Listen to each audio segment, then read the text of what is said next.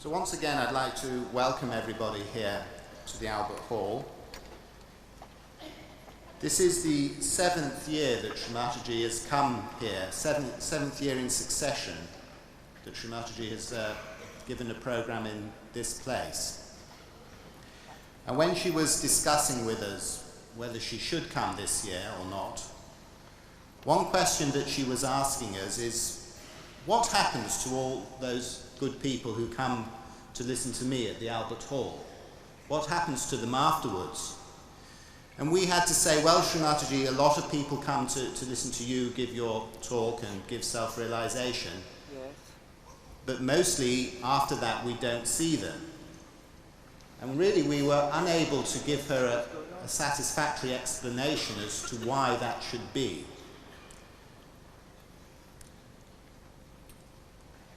Shri Mataji doesn't give very many public programs now, particularly not in Europe.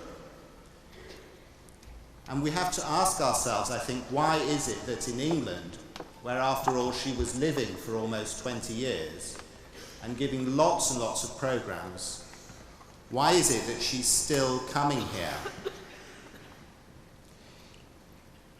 Even more unusually, she's staying on and she's going to give a follow-up program tomorrow evening at the Holland Park School. You have the details on the flyer which should be on your seat.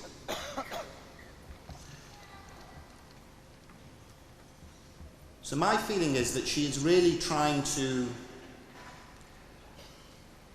deal in her own way with this question as to why people come to listen to her talk and then, by and large, disappear. Because what we've been trying to say over all these years is that Sahaja Yoga is not simply a matter of coming and listening to Shri Mataji's lecture. And it's not even just a matter of listening to her lecture and feeling the cool breeze and having your self-realization.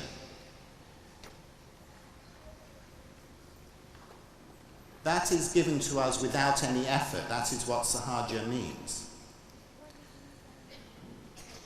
Really the important part of Sahaja Yoga, as far as we are concerned, starts after that. It's really our responsibility to learn to understand the subtlety that's within us, to learn to enjoy the qualities of the different centers, to learn to appreciate really the value of this gift that Shri Mataji bestows so liberally on all of us, on us people who've just come in off the street, who've done no great austerities or any preparations.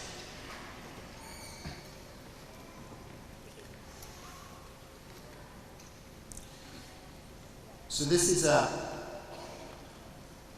very important thing.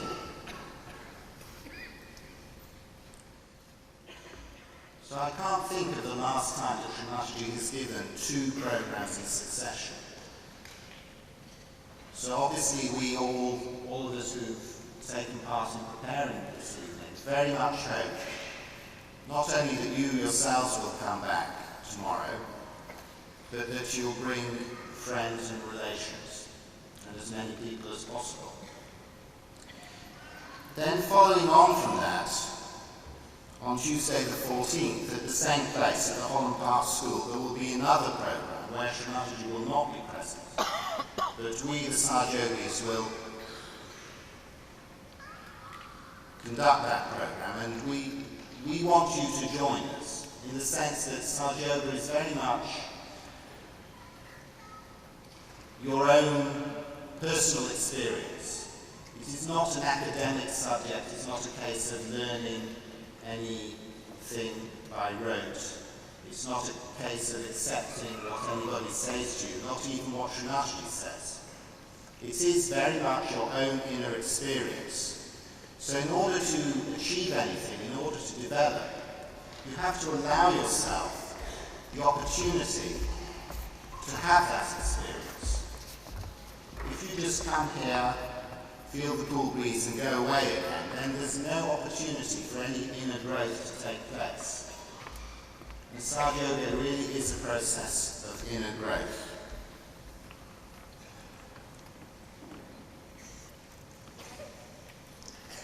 So just to outline what is going to happen this evening, we're going to have some more music, and then Mr. Derek Lee is going to talk again. He's going to tell us about a scientific conference which took place recently in Russia. Shri Mataji has just returned from there.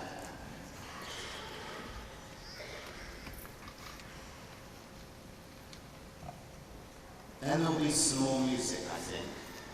And then any time after that we expect Shri Mataji's arrival. So next I think Simon Ayling, who's a violin teacher and a violin virtuoso who lives in Jersey, is going to play violin, accompanied by Yusuf Ali Khan on the tabla. I hope they're here. They're just coming. So next we'll be hearing some Indian violin music, and then after that there'll be another little talk from Derek Lee. Thank you.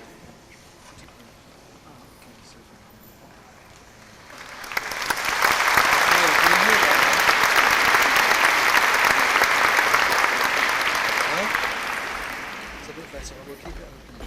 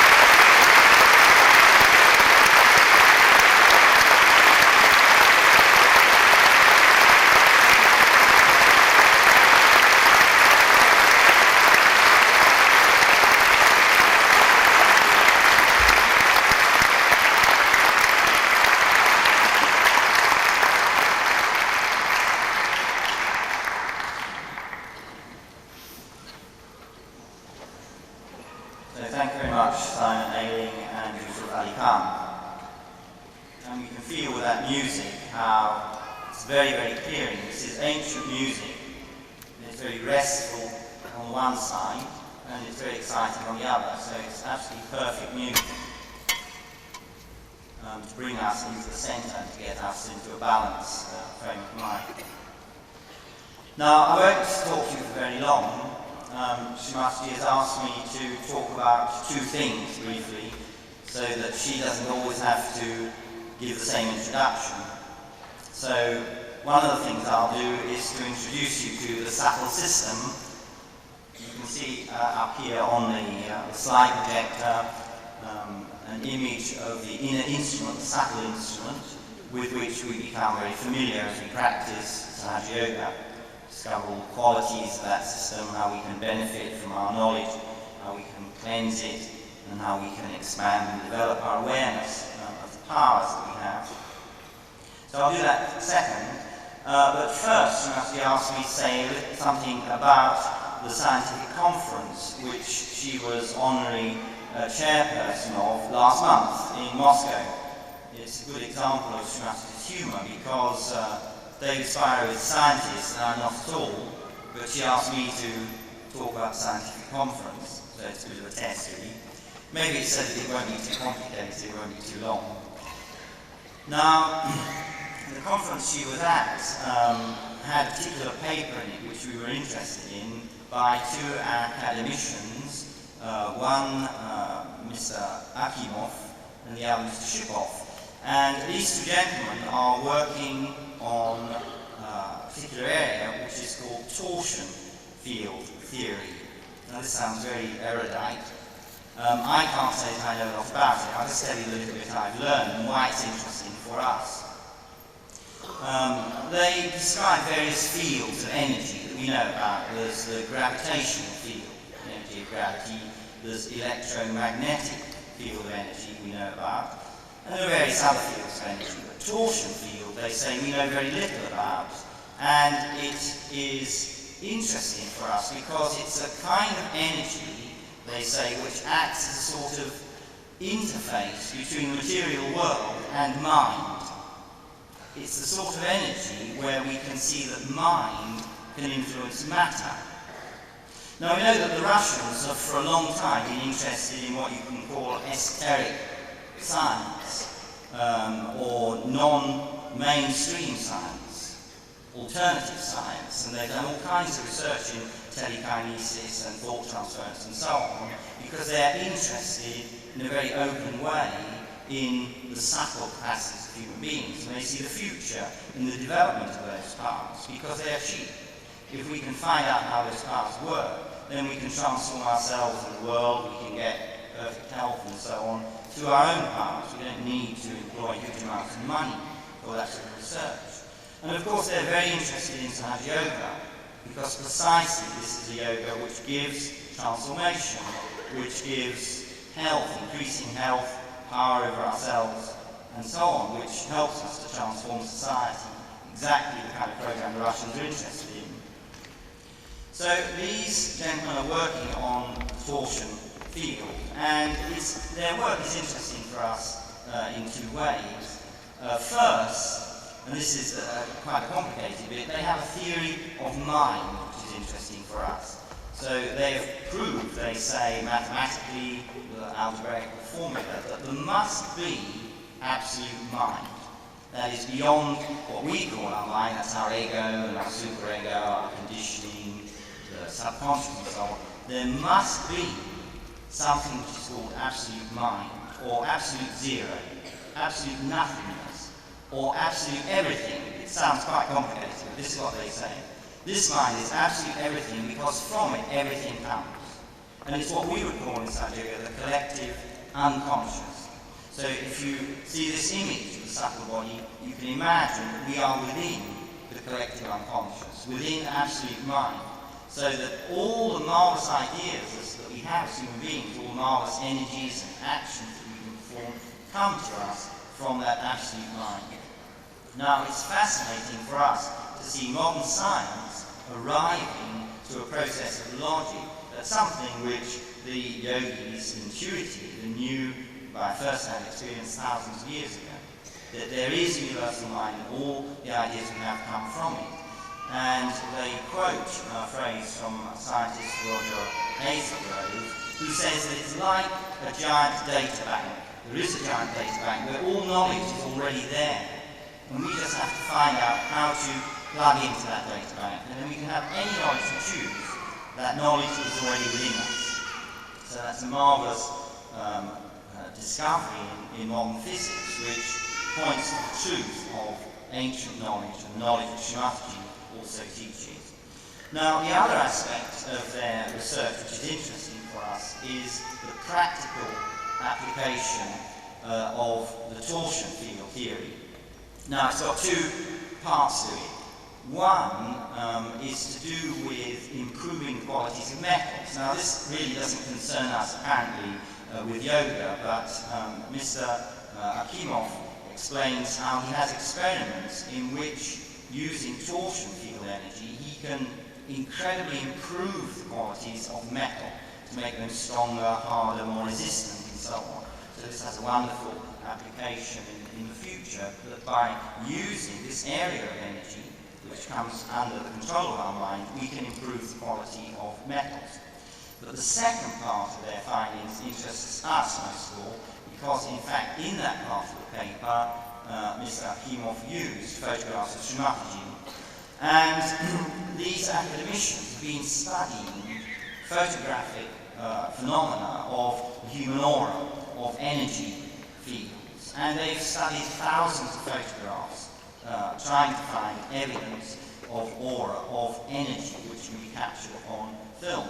And when they saw the photographs that we over many years have taken of Shrimataji, they were amazed, because they had found a gold mine, as they said, of marvellous material.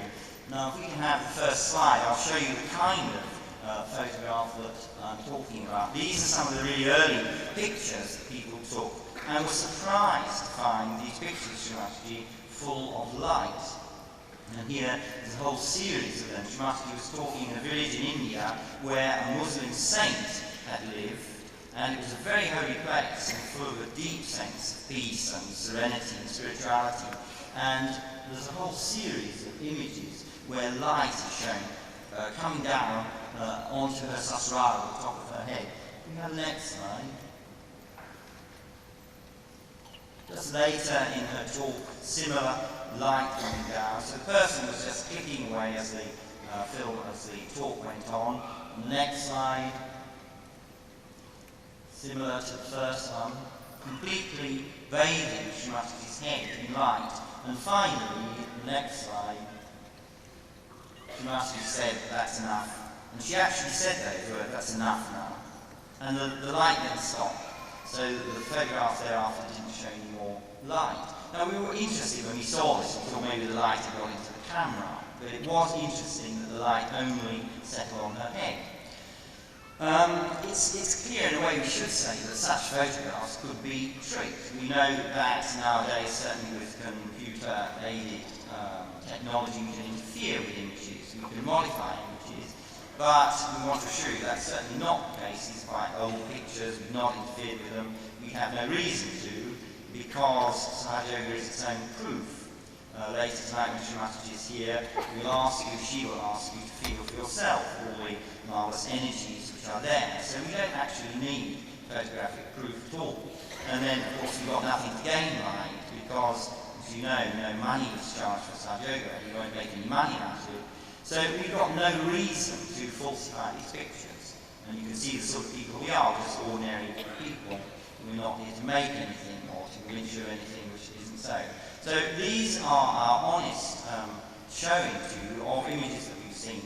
Let's have some more. That's one kind of image. Let's see more images. This is quite hard to see in this light, but Shrimataji is there, and all around her are these images of trailing lights. Now, we're used to seeing these images in photographs of busy streets where cars are moving, but of course here nothing is moving. Shrimataji behind is in focus, so it's rather a dark picture, and you'll see in all of these that she is in focus, but there is some light which is moving. Let's have the next image. There you can see her sitting in a chair, and in front of her, more light energy, but she herself is not moving. There's no movement of the camera, or she would be moving also. And let's have a few more. Next slide. It's clear now. And there are many, many examples of pictures like this. And once again, she is in focus, but there is energy moving. Now here, this is something which scientists are particularly interested in, as they see it as an example of aura. This is a photograph of human aura. And there are quite a series of pictures like this again. If we can have the next slide. She must be again surrounded by light. And in this case, what is interesting is that the various objects around her also have this light energy. And we can say everything which is there, as on the stage now, has been lovingly placed there to please her, to welcome her, as you would any guest. And to that extent, the objects have received a kind of positive vibration, a vibration of love from us, if you like. And I'll say more about that later. And that could explain why they have this quality of shining. They have energy, which the camera has picked up. Let's see the next slide. And again, the same quivering light seems to glow out of the objects around Shrimataji. And the next one. And that one is interesting because it's one where you would clearly say, oh, this is obviously naivety on the part of people who've looked at it, because it's light shining on the glass of the car window. But of course it's not. As you look at it carefully, you can see that Shrimataji's arm is sitting out of the car window. There's no glass there at all. And that is another phenomenon of light which the camera has picked up. Now, the academicians ask the question, why is it that this happens, that the camera picks up things that we don't see with the naked eye? And they point out, first of all, that the camera lens, the shutter rather, is much faster than the human eye.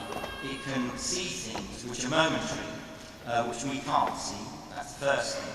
But the second thing is interesting for their theory, because what they say is it is the observer who affects what the camera registers. So light is striking the emulsion of the film, but it's a certain, what they call a support energy, a support vibration that comes out of the observer, which actually enables certain people to take these pictures where subtle energy can be captured. And we already know from modern physics that the observer does change the nature, does change the reality of what is being observed in certain cases, subatomic physics. And here the academicians are explaining that it's the vibration of the realized soul, of the yogi, of the enlightened being who's taking the picture, which will enable that person to capture these images of light, which are pure energy. Should we have the next slide? And there's a whole series of these also, where chakras in Shrimataji are illuminated in the pictures that we take of her. And here it is the heart chakra, which we see is full of light, like the sun shining from her. And the next one, and this is her right hand. She's holding up her right hand, which is a traditional gesture for the yogi who is offering protection, and out of her hand, light is streaming again. And the next slide. Now there's a whole series of slides here, which again they were most interested in, and you'll see why. Because again, this took place on a boat which was crossing to Sorrento in Italy, and it was on the occasion when we in Sahaja celebrate the opening of the seventh chakra, the Sahasrara chakra.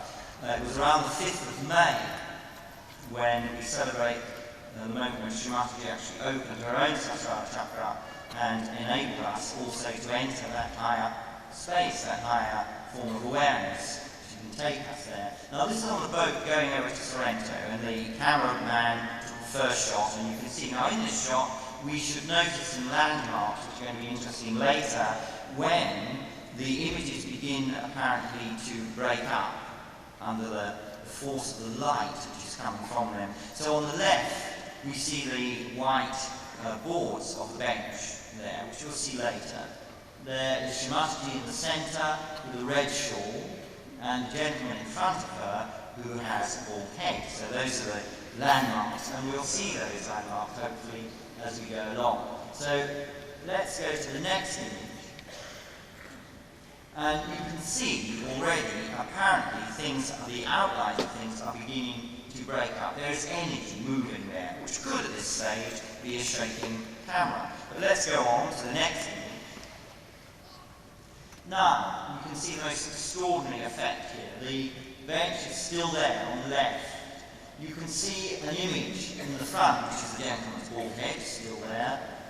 Shrimataji's shawl has gone. What we see is her face in the centre, and streaming from her head, from her whole being, are these amazing ribbons of light and of energy which are coming out of her.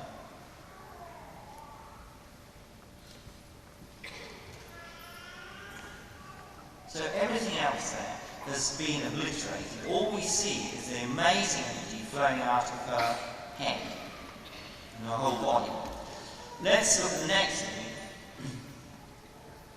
And again, you can see the bench on the left, you see the gentleman in the front. But this time, there are three images of Shrimataji, as if the three channels, the energies of the three channels which exist within the subtle body, can be seen there in their pure form. They're manifesting energy in three parallel ways. So that the one being of Shrimataji has become three there in this image. She's three powers, three shaktis, as the Sanskrit would say. And let's see the next slide. And this is the same scene, which is extraordinarily different in a way. You can see here the gentleman with the bald head on the right side, but I think this must be from further back, actually. This has been taken further back in the boat, so that Shrimataji is down at the far end there. And you can see how that light is actually spreading down, the energy is spreading down underneath the ceiling of this part of the boat. So the gentleman with the bald head is a different one, I now realise. But that's just to give you a perspective of the reach of that energy, which we can see now flowing into the rest of the boat. And another picture. And this has taken us back, so we're back to the original place. We've got the bench on the left, and the gentleman with the bald head here, and in the centre we can see Shrimataji's face. But energy now is flowing from all of the people around her. Same streaming energy is coming out of that whole group of people around her. And there are all kinds of faces which we can see there. In the next image, and this is at the end of the series, and Shrimataji is talking, has presumably been talking the whole time, and we're back to what we call reality. Now, when the scientists saw this, they said, this is not a return to reality in this final image. We have seen reality before. Those images of streaming energy are reality. And it reminds us of the fact that now it's modern science is telling us that everything is essentially energy. We haven't known that very long in the West, but of course the yogis of India have known that for thousands of years, that absolutely everything is energy. All matter, all form, everything that exists, all thought is energy. And energy in Sanskrit is Shakti. Shakti means energy or power, and it's a feminine word. So Shakti means feminine energy, and it's associated with the mother power. So what the ancient yogis say is that the Adi Shakti is the primordial feminine mother power, is the essence and the basis of everything. From her, everything comes. Everything is a manifestation of the Adi Shakti. Now, when the scientists saw this, they said to Shrimataji, but who are you? Who are you that this energy is manifesting from you? And they said, you are yourself the source of the cosmic energy. And they said, what is this cosmic energy? And she said in the conference, it is divine love. It's nothing but divine love, because it's the energy which forms the world, which creates all things, which nurtures all things, and which brings all things to their complete self-realization. And that is a mother power, an eternal power. And she said, that's what it is. And so you can say that as the scientists in that conference saw, we also can see that before us stands, in the form of Srimataji, the source of that cosmic energy. It's the point for us at which the Adishakti is streaming into our experience. Is there another image we can have now? And this is really just for us particularly here, because this is a photograph which was taken here in the Albert Hall. And there's a little humour attached to this, because this photograph is taken of Srimataji, who is there in a white sari on the left side. You can see a white light just over her head. And then there are these incredible images of light all around her in the shape of hearts. And the amusing thing which Srimataji is saying was, at this point we were singing a song called Sitting in the Heart of the Universe. And the light manifests as hearts. Now, the scientists said, well, how can a word like heart manifest as light? And Srimataji said, it's simple, it passes through my brain. I understand what heart means, I have an image of heart, and that is why the energy forms itself into a heart in this way. So once again, the scientists were thrilled, because she is talking about torsion field, that very space where the energy influences the physical world, and our perception of the physical world, and changes the physical world. Another image. We're back to the chart of the subtle body. So again, I won't spend a long time talking about this, because many of you may be familiar with it, but just for those of you who haven't seen this before, and to avoid Srimataji having to talk about it again, we'll quickly explain what it is. So, within us all is this subtle instrument, and the map of this instrument has been formed over thousands of years by dedicated human beings, men and women who have dedicated themselves to the study of yoga, to the inner reality, and they have charted this map for us. And it's a map which Srimataji also has expanded on. She's taught us infinitely more about this than any of us can learn from the Shastras, the ancient writings. And it's also, of course, an instrument which we ourselves can experiment with and discover as we make progress in Sahaja Yoga. So just to interpret it a little bit for you, you'll see there are three channels there. The channel on the right side, the person meditating is made in gold, is the channel where the energy of thinking and action manifests. So our right side is our active side, and it's concerned with the future, our outgoing, procreative, proactive side. And it's called our masculine side in all of us. On the other side is the blue channel, and that is our receptive side, more our emotional side, where we are sensitive, where we take things in, where we enjoy things and appreciate things, and it's concerned with the past, and it's called our feminine side. And of course, in everyday life, we use both of these sides in a regular way. The left side is also the side where our desires manifest. We are hungry or desire something. We move on to the right side and satisfy the desire, and then we move on to the left side again as memory of satisfaction of desire comes, and we move on to a new desire. So we're normally enclosed in a vicious circle, really, of desire followed by action.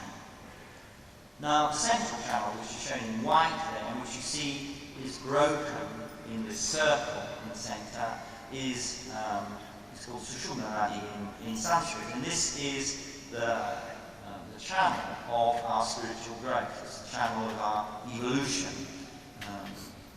of our seeking, if you like. And this is the channel that we work on in Sahaja Yoga. It's in this channel that our attention is brought spontaneously. And as Srimataji may explain, Sahaja means born with you.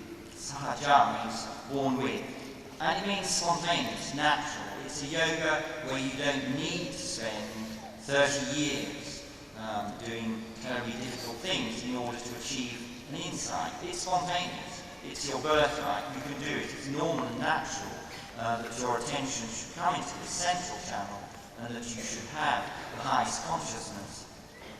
All you need, Shrimati says, is an open mind and the pure desire that you should know your highest self. So, the significant part of the subtle instrument at this point is the energy which you can see shown there just above the red centre, the triangle. It's called the triangular bone, or sacrum in human beings, the base of the spine. And that coil of energy represents the Kundalini. The Kundalini is the feminine coiled residual power, if you like. And normally, that power is dormant. Shrimati says it is the mother power. It is the reflection in all of us of the Adishakti herself. The Adishakti, the primordial mother power, is within us. So it's her who formed our bodies in our mother's wombs, who looks after us, who helps us to grow, who repairs our bodies if we're damaged, and so on. And it is that energy which rises to bring our attention up into the highest place so that we experience bliss, serenity, and peace. Now the question has always been, how does that energy rise? And it's a key question. Alright, so we know the theory. If only that energy will rise, then our attention will come up and we'll really enjoy serenity at last. How does it rise? Shrimati says it's the easiest thing in the world. You have to have pure desire. And if you have pure desire, you will and are in the presence of a realized soul, in the presence of a great master of yoga, as Shrimati is, in the presence of a transcendent being as she is, then your Kundalini will rise without any effort at all, and you will enjoy a peaceful state. And you will then have the power to work with yourself, cooperating with your own subtle body, and improve, enhance the quality of your life. So that's it. In her presence, the Kundalini rises, a very simple matter. But as Dr. Spiro said earlier, that's only the beginning. In a way, we're very lucky that with Sahaja we can instantly experience what many yogis have spent years and lives trying to achieve. We can experience it just like that, so easily. And yet there's a risk in it for us, a danger, which is that we don't perceive the value of what it is. We are taken into a higher place, into a higher kind of awareness. And Shrimati says, please see what it is. Please see your own value once you have entered that state. And you should not throw it away. She also says it's a matter of self-selection, self-judgment. So we experience this wonderful thing, and the question is, do we want to stay there in that wonderful place? Do we want to go on enjoying it? And she says this is the time of the Last Judgment. It's quite an interesting idea she had. She said, your ideas of the Last Judgment are not quite right. You think it's the moment the trumpet sounds, it's all going to happen at once. But no, the Last Judgment is a process, and it's going on now all the time.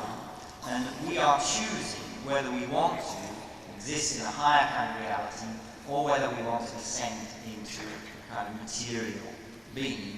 And we have to choose which way we have to go. This is the moment as we enter into a new age. We know we're all full of expectations of the next century, the next millennium. And she says, indeed, it does correspond to the new age which is starting. It will be an age of truth, of reality, and we are all hoping to participate in that in full consciousness. I won't say much about the chakras because we'll, in the follow-up meetings, we'll certainly talk about them in detail. Is Shrimati here? She is here. So I'll finish just by mentioning the chakra at the top of the head, Sahasrara chakra. This is the place where our awareness goes and where we celebrate our participation in the infinite being of the Adishakti. And I'm sure everyone tonight will experience or touch that and see what it is. So thank you very much. And now we'll have the bhajan singers sing a couple more songs and then Shrimati will come in. Thank you.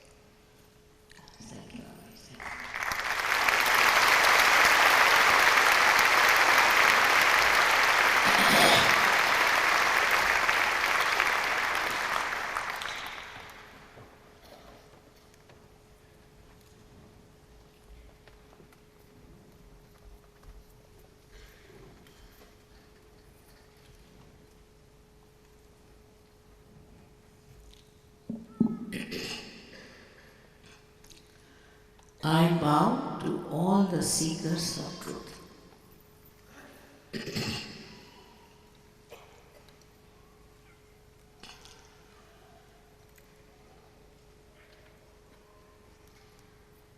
These days, there are people who are going all over the places to find out the truth, the enlightenment. And there are so many books available, so many people who talk about enlightenment. And this is only in this special age, which I call as the blossom time, is happening. If they are not seeking the truth, that means they are not yet evolved as they should have. But this is a special time that we call as the last judgment, and that time has come. And the Quran is called as Qiyam, and described very clearly what will happen at this time. All these have been indicated in all the books which are, I would say, mystical, or who we can call as religious, whatever you may call it, the mystic part. They have all indicated this time, by the end of this century, this should happen. And this has bewildered many people. They are going hither and thither, getting into problems. As it's very embarrassing what Dr. Derek Lee has told. It's a fact that I went to Russia and a scientist came forward. And he said that, "Mother, I have seen your photographs." And it says so much, because I haven't seen more than one line showing. It was very embarrassing, the whole thing was very embarrassing for me. And he said, "I've proved it now through all equations and everything," and he showed me the book, which is in Russian lab, and all mathematical calculations, that one has to go to a vacuum state, a physical vacuum state, for reality to be understood. It was, I think, too much of science in it. But whatever it is, all these ideas, say of Quran, of Bible, of other religious books, all the religious books from India, could be called as a myth, and they were treated as myths. Many people thought it was just a myth, and they said, "It's no use believing in all these things. There's no thing." And also, through these books, people have been misled to do wrong things. So the whole thing got challenged also in a way that is not practical, is not beneficial, is not. But when it becomes a real experience, you may call it subjective, you may call it anything, but when it becomes a real experience, then you start believing in it as a reality. But if a scientist proves it, which is scientific knowledge, then I don't know what to say. Then it really becomes the fact. And when it becomes the fact, it becomes the science. Science can be challenged. First of all, science is immoral. It is not bothered as the science as it exists today. If They create atom bombs, they create other things destructive and use it for wrong purposes. There's no binding force on the scientist. They can do whatever they like. And people can use it the way they want to use it. But when it comes to divine force,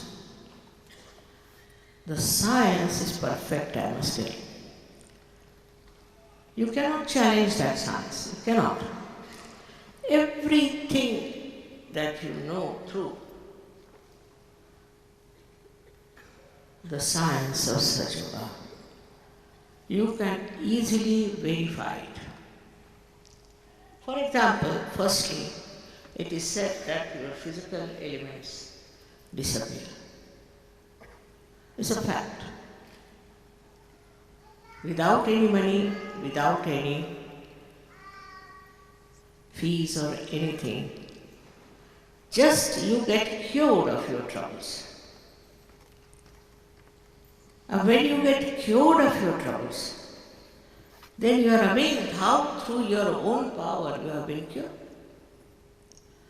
But it happens, it has happened. You know, we have many doctors here. English doctors, not easy to convince. And they have seen with their own experience that many patients who were supposed to be incurable are cured. They have seen that many drug addicts got all right overnight. How? Without paying for it, without taking any medicine, just through their own power of Kundalini. Now this power of Kundalini was known all over the world wide, because I find in their museums Kundalini drawn in the triangular bone, even in Sweden as well. Or I should say it's in Finland as well. Then also I went to Ukraine in their museum. There are all pictures of these chakras and of the Kundalini. And in a far-fetched place like Bolivia, where we could not reach there even by air about, I think, 6 years back, you find the pictures of Kundalini. And Colombia, the ancient Colombia, had created statues in which Kundalini was the main thing. So somebody must have told them, or they might have known about it. But somebody went from Italy to Bolivia, and the Bolivian people said, we know all about it, yes, we know. But we don't know how to raise the Kundalini. And now there are, I think, 8,000-9,000 people in that far-fetched place of Bolivia who have got their realization. For which you don't have to pay, is the main thing one should understand. It's like you don't pay for your breathing, you don't pay for your digestion. In the same way, for your ascent to a new life, last, we can say, the breakthrough of your evolution, for which you don't have to pay. As soon as you understand this point, you'll be amazed that you will give up all nonsensical people who are marketing their things, selling their things. You see, it's something absurd. The absurdity to such a limit that you become blind and you don't know what they are doing, what they are up to. I don't want to listen to anybody who wants to tell you the truth. Now, if we have to see for our own ascent, as they say in Quran, Miraj. In Indian, this thing is called as self-realization, Atma Darshan, or you can call it Atma Sakshatkar. If you really want it, it's very easy and has to be easy because it is so vital. And when that works out, you actually experience it. And it can be tallied with the description of it. The trouble is we are so mental. We want to derive everything on a mental level. Now thank God the scientist has found out something for your mind to go round and round and round and reach the point. Because I think sometimes this mind, which is filled with all kinds of false ideas sometimes, slightly right ideas or sometimes real ideas, they go on bombarding in your head. And this scientist has said that you have to go to the vacuum, which Jung has described as thoughtless awareness, to become thoughtless. When you become thoughtless, then you can see, feel reality. So what happens? How do we get thought? When we go to some place, we see something. Immediately we react. That's our habit. This can be also proved scientifically why we always react. Either we react towards it or we absorb it. So all the time our mind is working, and it is a wobbly mind. You are all the time bothered with it, and the modern times are the worst.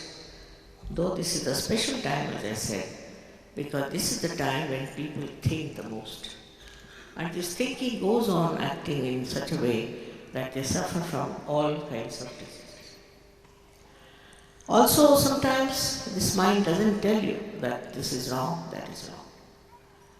You go on doing things, you know, for example, Hitler, how he behaved, how he killed so many people, but he never realized he was doing something wrong. Never.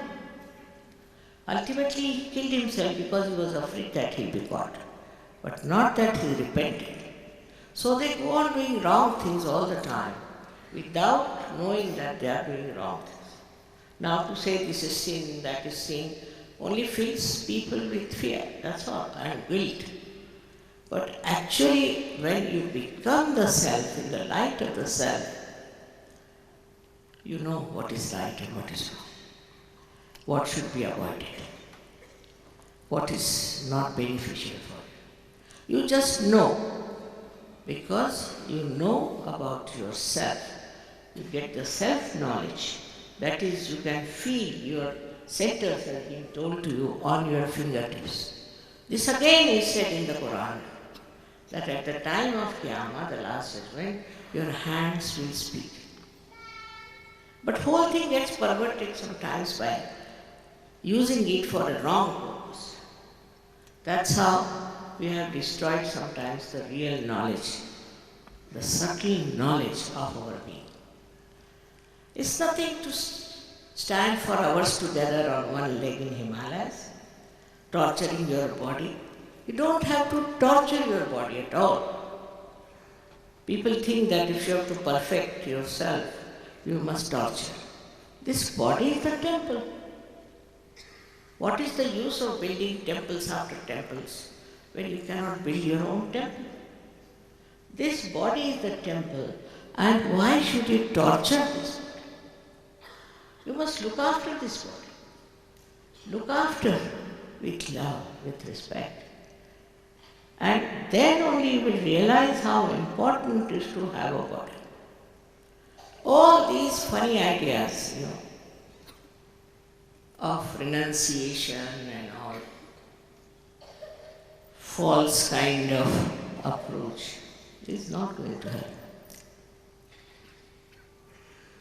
My daughter was coming from India. She said there were some queer people traveling with us in first class. So they wouldn't allow the air hostess to come and serve them because they cannot allow the air hostess to talk to them. So I said, did you talk to them? I said, how could I? I am a woman. How would talk to me? Because she's a woman, nobody would talk. They sat on the ground. There's no ground, but they wouldn't sit on the chair and eat the food. For what? Because they are renouncing everything. I think they have renounced their brains. That's what it is. All kinds of stupid things people do. For what? To achieve that state of tranquility, the state of self-realization, of self-knowledge. But just think of it, which is what has to happen inside. What's the use of doing something outside? Unnecessarily making a mess of yourself and of others. It is absurd the way people try to understand that by troubling your body, by making a mess of your body, making a mess of the whole society, that you can achieve something which is so subtle and beautiful.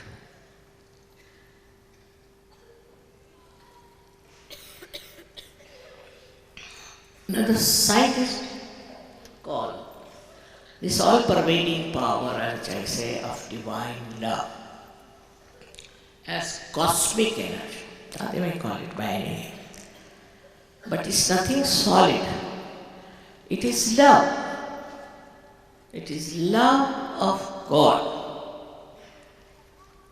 And this divine love of God is an energy that runs the whole universe, universes of universes. Just see the miracle of life.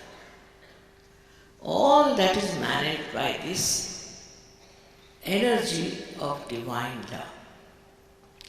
But we have never felt it before. So we don't know what it is. But in every scripture it is written that there is the power of divine love. For example, in Sanskrit this is called Paramachaitanya or Brahmachaitanya. In every scripture it is being described, but for people it's some sort of an unknown thing.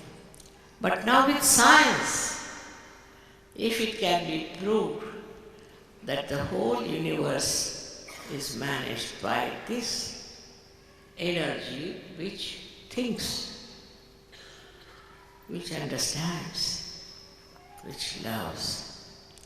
For example, the same scientist came to see me to have an interview with me. They were smiling all the time.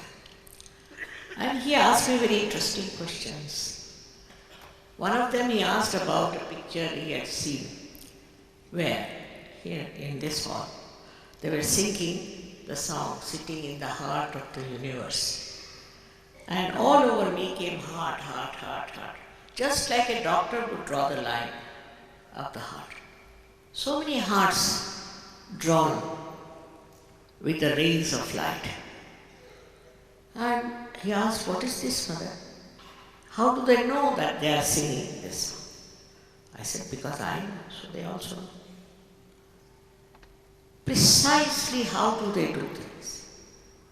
Because they know. They know more than anyone can know. Not only that, but the way our genes and all those things are there is a very subtle thing, no doubt, but it's all managed by this power of divine love. Please understand, there's nothing to fear, nothing to get upset, nothing to starve, nothing to climb Himalayas, nothing needed. This power loves you. And it is around you. Here it is. It is everywhere. And it pulsates. It vibrates. It creates everything. Also the scientist told me about Einstein, who said that all these ideas come to me not from within but from without. As if somebody is pouring these ideas into me. And he said, I felt the same way. And so many scientists feel that. Surprisingly in Russia, the scientists are very open-hearted. And at the time of Stalin, they were all arrested and put in a place called Novosibirsk, where they were living. And there they developed, you see, this subtle side, because they were not allowed very much to do other things. So they developed the subtler side of human beings. And there they found out also about auras. He's one of them. Auras, that human beings have auras, and from the auras you can diagnose their disease. But now, after seeing my photographs and all that, he has reached the proper conclusions surprisingly, and I hope I'll be saved from all kinds of people who criticize Sahaja Yoga as a cult or this and that. It is not. It's a living process. Whether you are a Hindu, Muslim, Christian, anything is meant for you, and it is your right, your birthright to have it. And then after that, once you get the sprouting of the seed, you must allow this tree to grow. Actually, those people who talk of social work, talk of helping others, doing this for them and doing that for them, have to understand first you should be empowered. You must have the power within yourself to help others. But if you just come to my program, they always say, Mother, for your program the whole hall is full. And then they start disappearing, especially in England. Very surprising. England is the heart of the universe. And how could they be so careless about their ascent and so careless about developing their own huge big tree of love? They are the best suited, and they have to work it out. But they don't. They don't take it seriously. Why? I don't understand. Maybe they don't know what they are. They are very powerful people. They are, I should say, the instrument of the divine. Only thing they have to develop. But they stick on to this or stick on to that, then you can't grow. This is a seed already placed within you, undisturbed, unspoiled. Only thing is, a little water of love has to be poured on it. Then the seed sprouts. And when the seed sprouts, it rises. The primule sprouts out into, and it rises, goes up, and comes out of your fontanel bone area, which is called as Brahmarandra in Sanskrit language, meaning the whole to feel the Brahma, the all-pervading. I've seen people who know also Sanskrit very well. They are running their organizations, but they don't know anything about Kundalini. It's very surprising. What do they read? I don't know. And if you go to them, they'll argue so much with you that you feel like running away from it. Only they know how to argue. No argument needed. Actually, it is there within you, this power is. Do you argue with your stomach how to digest the food?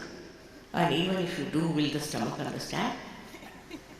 It's as stupid as that to argue about something which is so spontaneous, which is a living process. It's a living process of your evolution. Now, by the way, how did we become human beings? Do we know? And how do we become a superhuman being? If there is a way, there's a method, you don't have to spend anything, but you have to grow. If you don't grow, it's useless, as Christ has described, that some seeds fell onto the land which was not fertile. Is it true? Are we living in a land which is not fertile for spirituality? Or we are running after some things which are elusive? Why should we run after elusive things? Here you get the experience, all right. After that, you must grow. If you grow, you can change this world. It's a global movement. Like in Russia, I would say there are millions in Russia. While in India, too, we have maybe millions. And also Austria, so many countries have got it. Italy, imagine. Their people have awakened, so why not in England? And the leaders of England are rather upset with the English. They think this doesn't work out for them. I can't understand. Because this is the 7th time I am here. And 7th heavens you have to know. That you can know without any difficulties, without paying anything. The whole knowledge is free. Is it? Because it is free, you don't care. They have asked me to talk about it. Okay, otherwise, it's not worth talking about these things. Your country is such, it's like really the heart, and it circulates all over the world. All your newspapers, they may be useless, but they circulate. All your media, whatever they may publish, it circulates all over. We don't know about Americans, though it's supposed to be a very great country. We don't know about any other country so much as we know about India. How? Why? Monarchy is so many places, but we know everything about monarchy from England. Why? How? How do we manage? It's worth asking this question. There's something special about this country. I lived here for years. I worked hard. I went from north to south, east to west. Perhaps I left no city which I did not visit. But the situation is such that when they get realization, they are very happy, they start jumping, and after that they forget about it. It's a great responsibility on people of UP that they can do so much in spirituality. It's not something also so cheap that it can be sold. It's invaluable. It's invaluable. It's your right to get it. And also it's your sensibility that you should grow into it. For example, in England when I first came, I had to deal with the drug addicts. They were the first who came. Perhaps they were seeking in drugs the truth. When they came, overnight they gave up their drugs. Overnight. Even alcohol. People gave up overnight. Overnight. Believe me, they are here now. I know they are sitting. Now, this is the minimum. And so many people got cured. And we wanted that something should be written about the miracles of surgery. So I told one gentleman, Englishman, he wrote to me, Mother, it's not even 1 month. From both the sides, all the letters have gone over my head. I don't know how to select. So can you give some time? I said, I have no time at all. You can select yourself. With all this, why don't you experiment and why don't you grow? You are very important. This is what you don't understand, that you have been born in this country or you have come to this country, whatever it is a very important, significant place and a life of yours. But you should understand that is very important. And they should grow. But it is beyond me to understand that in a place like Austria, in a place like Italy, how is it they have understood it? And that's automatically working it out. You know, I've crossed my 75 years of age, and I don't know how long will I have to live to face the English people. And how will they understand? Sometimes it's beyond me. But now you will know that it is a science. And the scientists have said that they have seen the cosmic energy emitted out of my head. That's a fact. That's surgeons know. Surgeons know. They have felt it. They have got this experience. For them it's nothing new. not through science, but they have known it as an experience. Now for you, you are also very well educated people everywhere, you are respected very much. It is for you now to evaluate your own personality and understand why are you on this earth. What is the purpose? So many of you got realization last time, but you are nowhere. You have done nothing. I mean, you got your realization all right. Each person can give realization.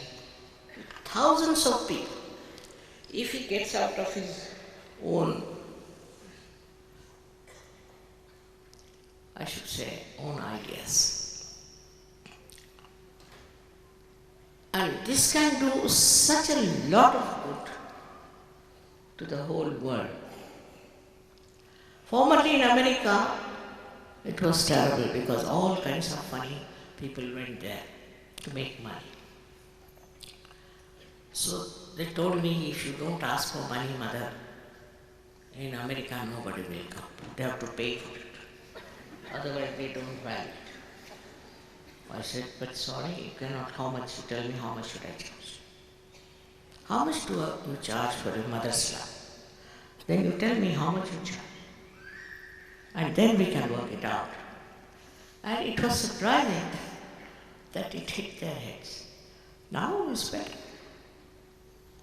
Same thing I have to request, that please find out, when you have this experience of Kundalini awakening, that you are a chosen person for a special work. For example, now this instrument, if it is not connected to the veins, what is the identification? What is the purpose?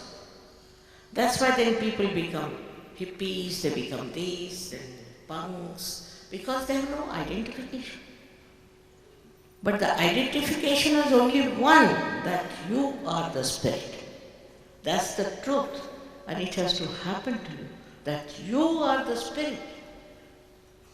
You have the power of the spirit.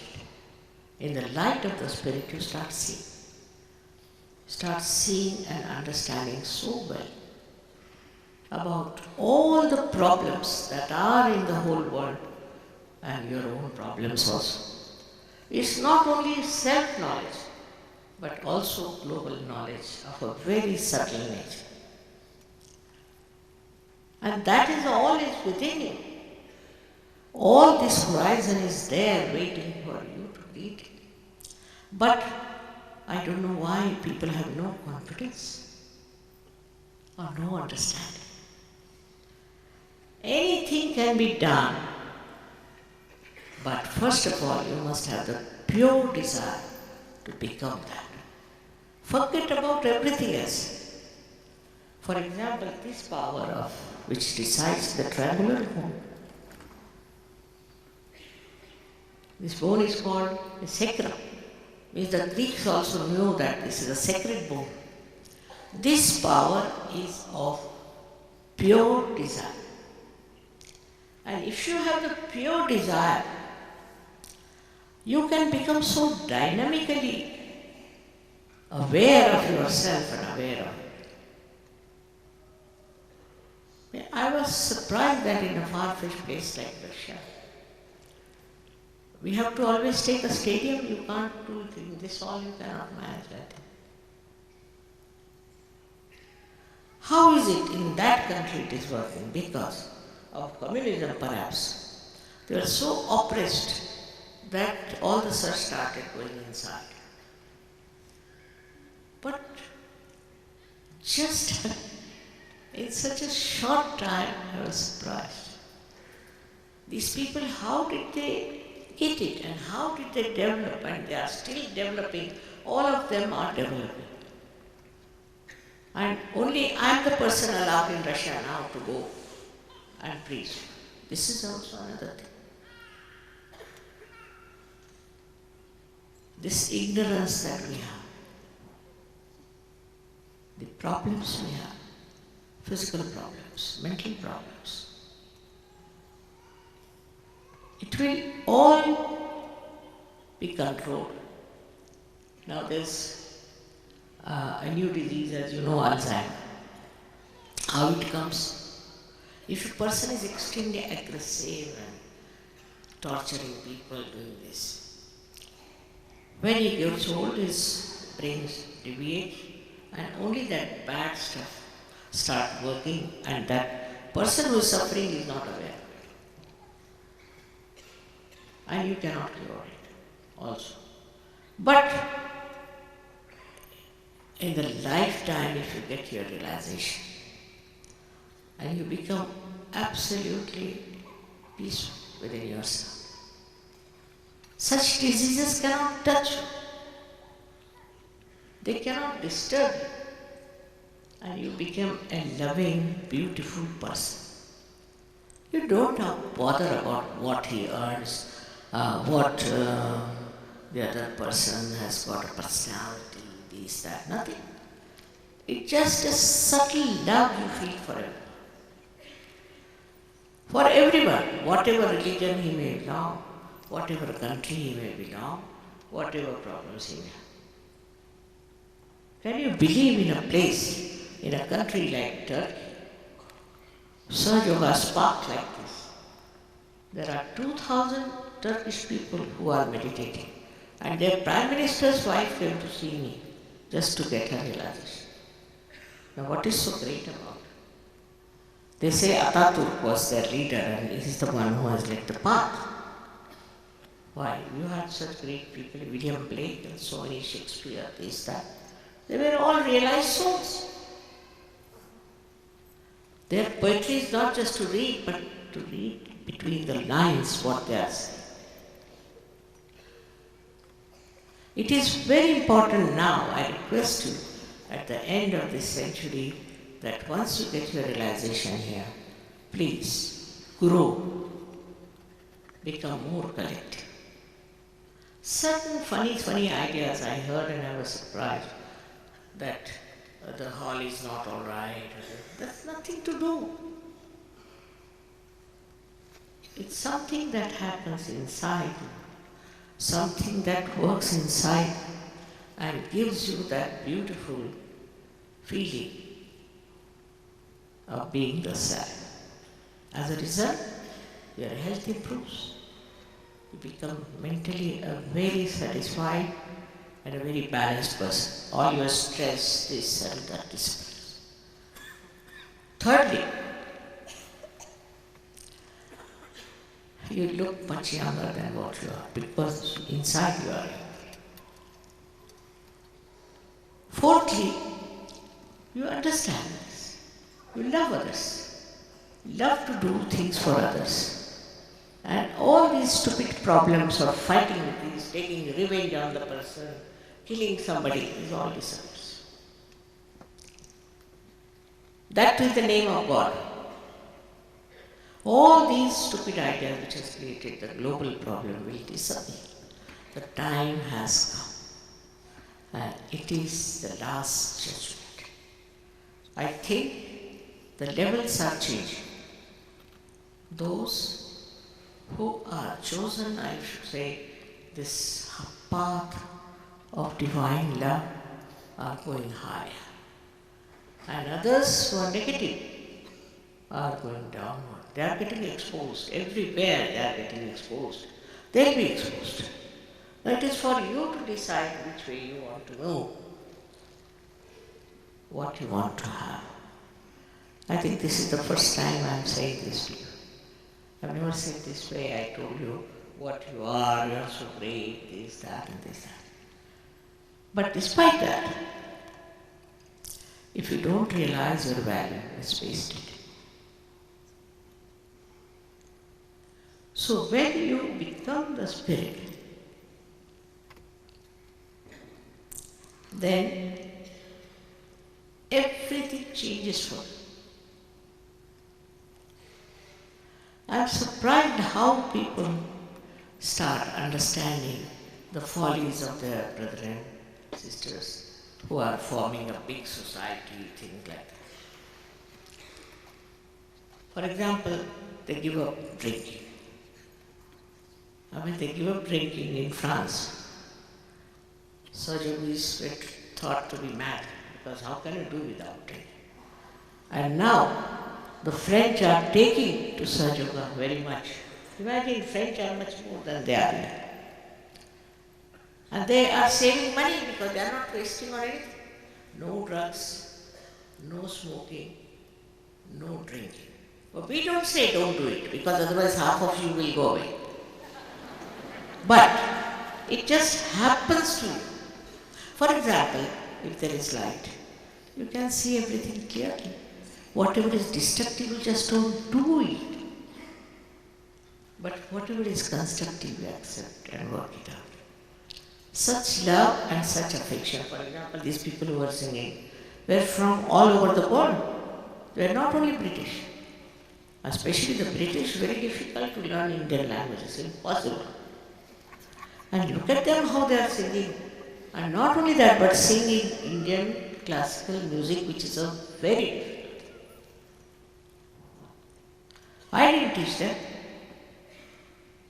It's very surprising how things work out. So many artists I know who have earned world fame with such. But we have an academy and so many foreign boys went there and studied Indian music. I was amazed. In 3 months they were singing Malkans Raga with all elaborations. Impossible. How can they do all that? Also there's one boy, he was hardly 14 years of age when he came to me. And within 1 year's time he is a great violinist. He plays Mozart without seeing any papers, anything. How can do it? He was not like that. And he writes such beautiful poetry. Can't believe it. I asked him, when did you start? After seeing your mother, I don't know why I'm writing. I've seen people who are scientists have become poets. Can't understand how your sleeping, or I would say dormant, qualities just come up. You don't run after success, you don't run after competition, but automatically it happens. For that you don't have to worry, I'm old, how can it happen? Nothing. At any age it can happen to you. At any time it can happen. So don't doubt about yourself. Then you become a very loving, sweet person. Very sensible and dignified. You don't insult others.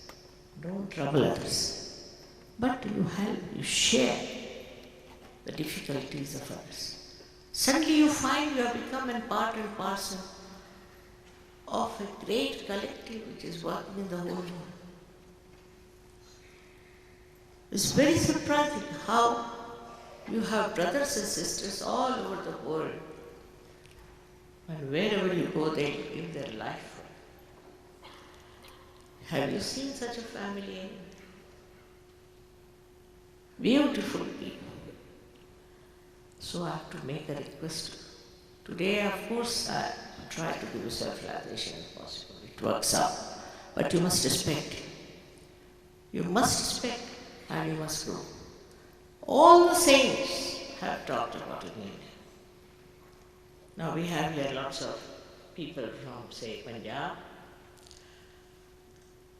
The Sikhs are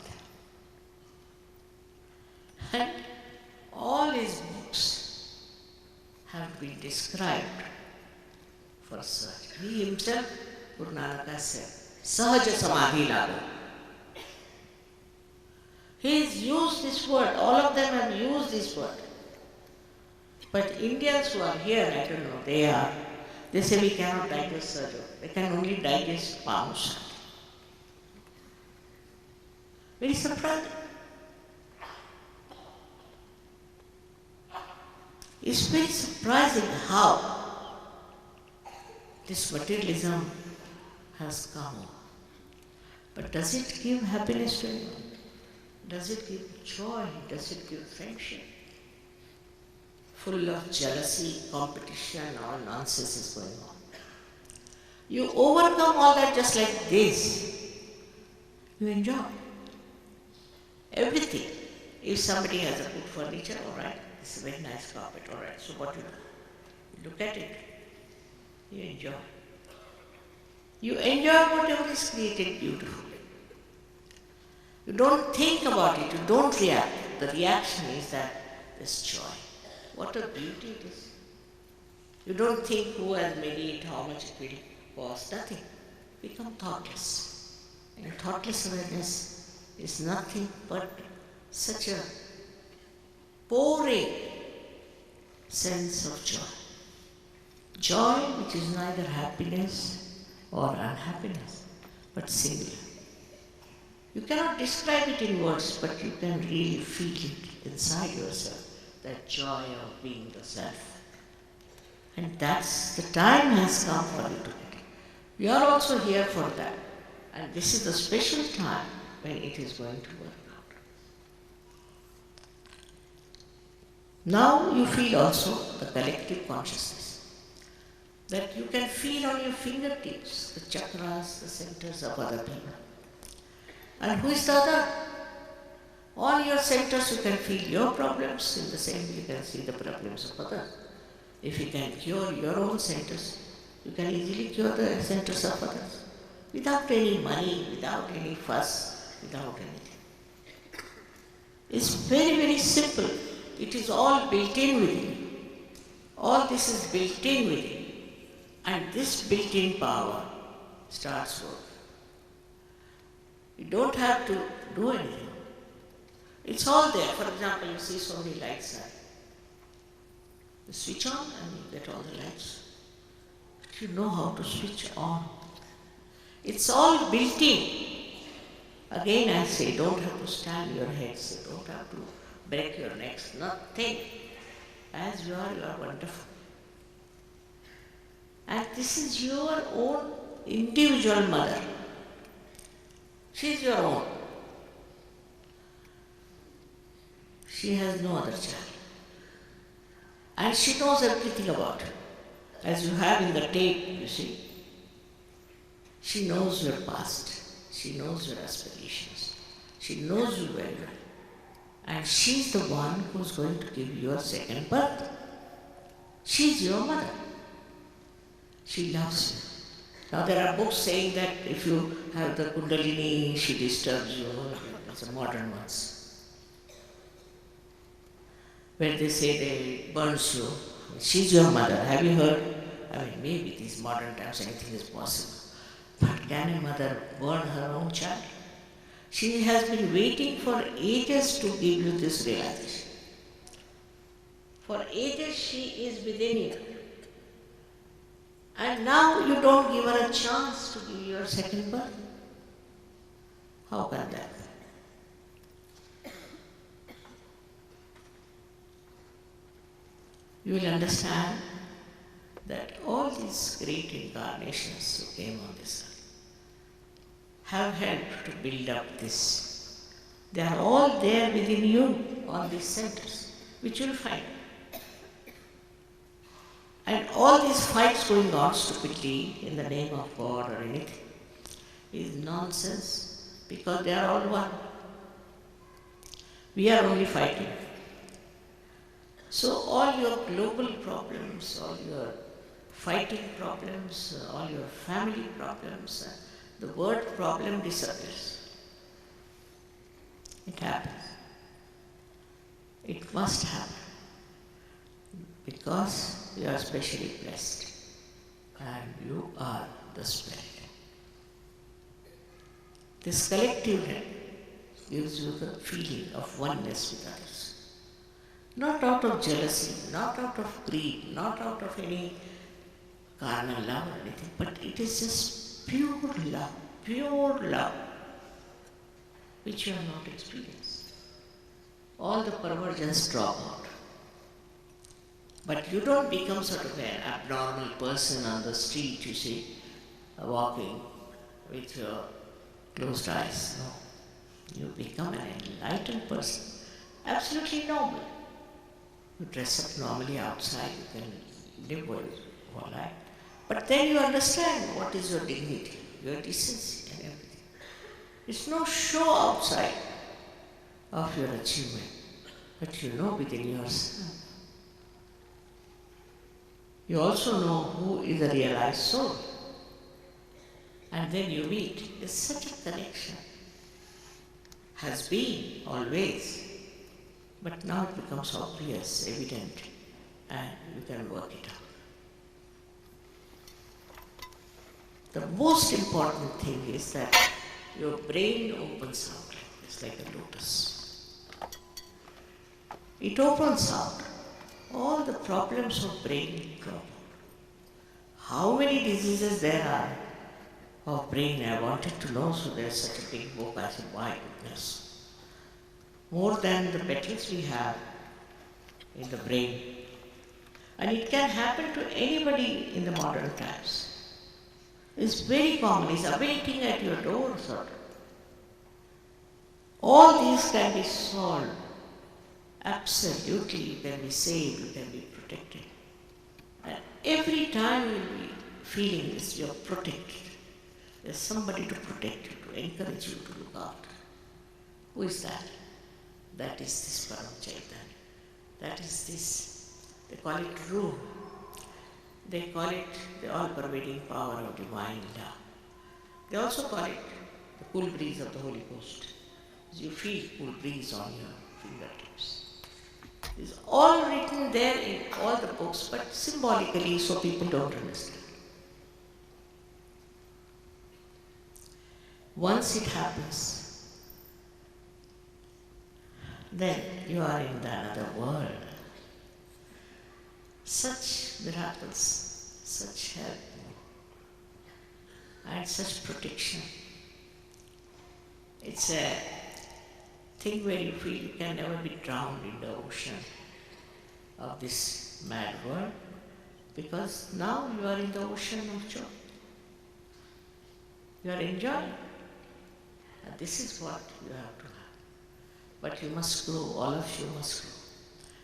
I'm staying on for one day more just to come to follow meeting. Also, if you have any complaints, you better bring them. There's nothing to complain. Actually, you should complain against yourself. Either you are lazy, or you are too enthusiastic, or you are infatuated by some sort of a nonsensical guru, or something is there. Just don't try to criticize others, but see for yourself, introspect. Why is it? Why can't I do it? All this can work out. I assure you very much, that you should realize that my coming to England, living here for years, because I didn't come for surgery, I came because my husband got a job. And then seeing people in England, I thought they can really achieve a lot. May God bless you.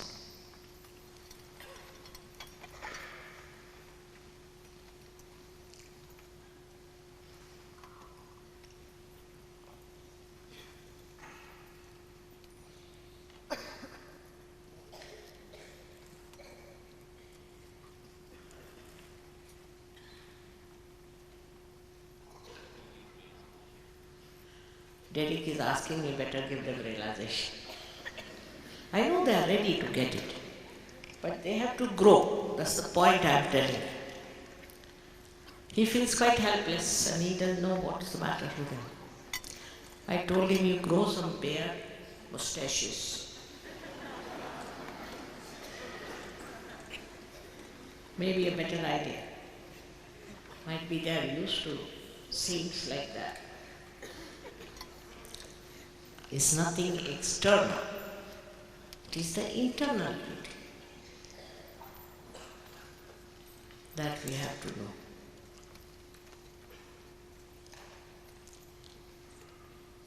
Now it's very simple.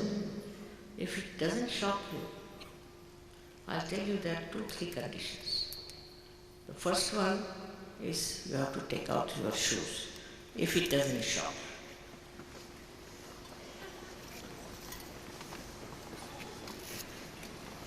Because this Mother Earth helps us a lot. She absorbs all our problems.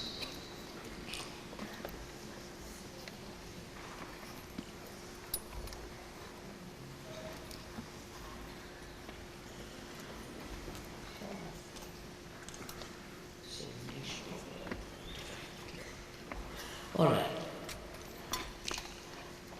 Now the second condition is, which is also not very absurd, that please don't feel guilty about anything. It's a fashion. I'm very guilty. Why are you guilty? No, I have to confess. I'm very guilty about what? You know, the other day I was eating the food and I was holding knife on the right hand, finished. These norms are human beings have created. This kind of stupid things for which you should feel guilty, and get this center here on the left hand side.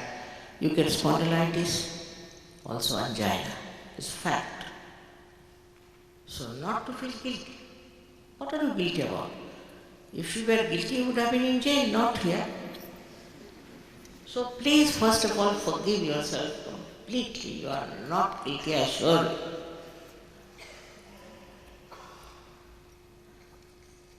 It's a new evolution in people's mind that they should feel guilty.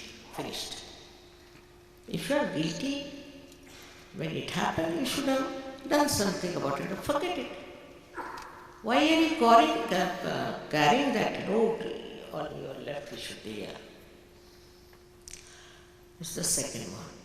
And the third one is, I think is also very simple, is to forgive yourself, as I said, and forgive others. Now you say, Mother, we can't speak difficult. But try to understand the logic. Whether you forgive or don't forgive, what do you do? Nothing. Just the same. But say if you don't forgive, then what happens? You play into wrong hands. You torture yourself. So just say in your heart, but Mother, I forgive myself fully. I forgive others fully. Whether they are in your mind or not, just say that and this center will open up in no time. These will all help me a lot. These three things are very important, and I know you can get your realization in no time.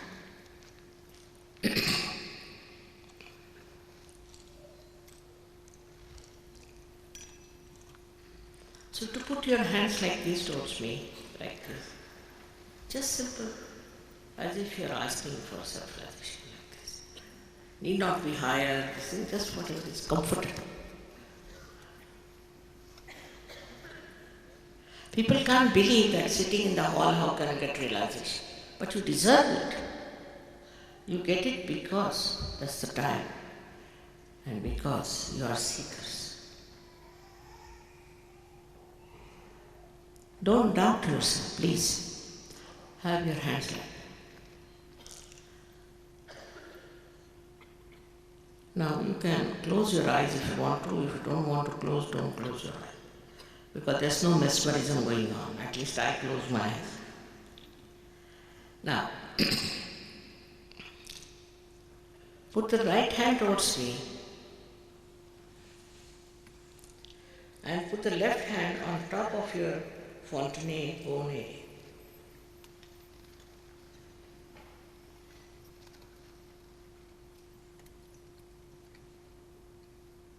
Now you'll feel some cool or hot breeze coming out of your fontanelle bone area, which was a soft bone in your childhood.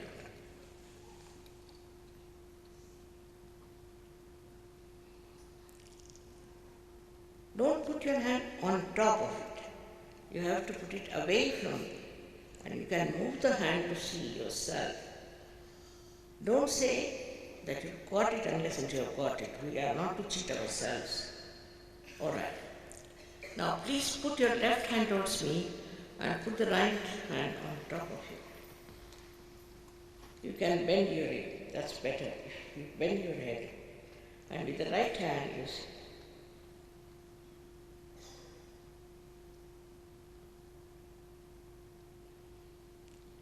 Once more, please put your right hand towards you. And again with the left hand, you see for yourself if there's a cool or a hot breeze is coming. Now don't doubt it. If it is coming, it is there. Could be hot. It will cool down. You can move up on the sides and see for yourself. Now open your eyes and put your both hands towards me like this. Now watch me without thinking, without thinking. Just try. You can do it.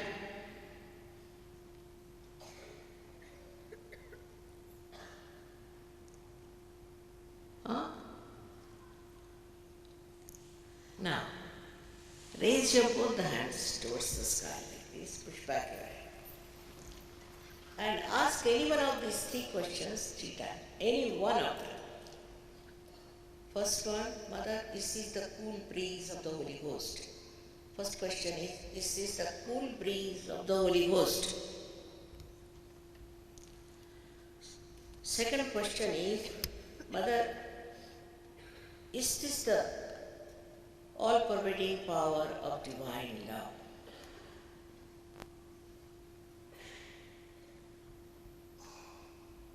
Third question is, Mother, is this the root or the Param Chaitanya? Ask any one of these questions 3 times in your heart.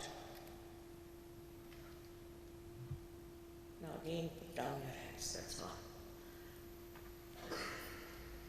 Now put your hands like this towards me. Just like that.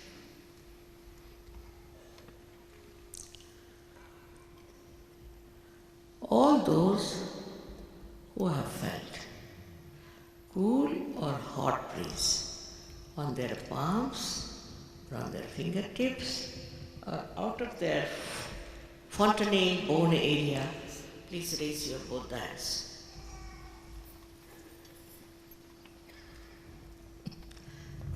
Just look at that. You're proving what I've said. Just look at that. Now you got it. Now this is a responsibility to grow. So may God bless you. May. Such a joy. Such happiness. I wish you best of luck. And also wish you a very, very deep understanding of your being. I'll be there tomorrow evening. I don't know where have they arranged it, but please make it a point to come. And I would like to meet you there. I hope you'll make it convenient. I don't know, he'll describe to you wherever it is. There will be one song after this. The musicians are anxious to sing. And you all can clap with it. It will help your hands to open up. Can you tell them? Where are you having your next program? But you tell them where. We've already told them, and we'll say again later. Oh, he's already told them. but they might have forgotten. But you tell them now.